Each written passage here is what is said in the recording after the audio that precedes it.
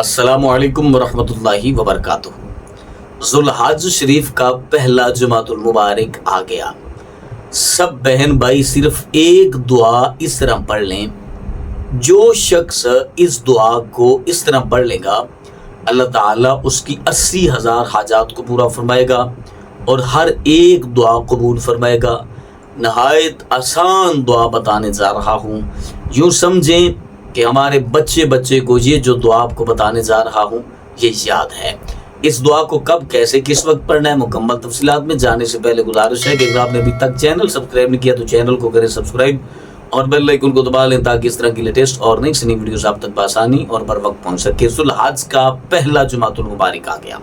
جمعۃ المبارک کی ویسے بھی بہت زیادہ فضیلت ہے اور یہ ذوالحج کا جو پہلا عشرہ ہے اس کے متعلق اللہ فرماتا ہے والفجر ولیال عشر، اور علماء فرماتے ہیں کہ ان 10 دنوں کی اللہ کریم نے قسم اٹھائی ہے۔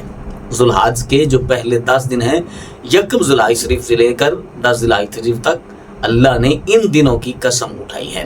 تو یہ مبارک دن ہے، پھر جمعۃ المبارک کا دن ہو تو آپ نے کیا کرنا ہے کہ جمعۃ المبارک کے روز نماز جمعہ ادا کرنے کے بعد جس مقام پر آپ نے نماز جمعہ ادا کیا اسی مقام پر بیٹھ کر آپ نے اول آخر درود پاک پڑھنا ہے۔ درود پاک آپ اپنی مرضی سے پڑھ سکتے ہیں، جتنی تعداد میں پڑھنا چاہیں پڑھ سکتے ہیں۔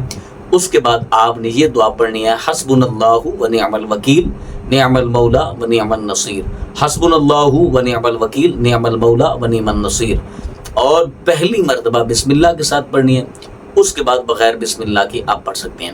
اور اس عمل کو کتنی مرتبہ کرنا ہے؟ اس عمل کو کثرت کے ساتھ کرنا ہے، لذت کے ساتھ کرنا ہے، یاد الہی میں مشغول ہو کر کرنا ہے، اور جو دعا قبول کروانا چاہتے ہیں، جو حاجت پوری کروانا چاہتے ہیں، اس کا تصور کر کے آپ نے کرنا ہے۔ اور یوں سمجھیں جو ساری زندگی نہیں نہ ملا وہ بھی آج اس دعا اس عمل کی برکت سے ضرور ملے گا۔ تو مجھے امید ہے کہ آج کی میری ویڈیو آپ کو اچھی لگی ہوگی۔ اپنا اپنی فیملی کا بہت سارا خیال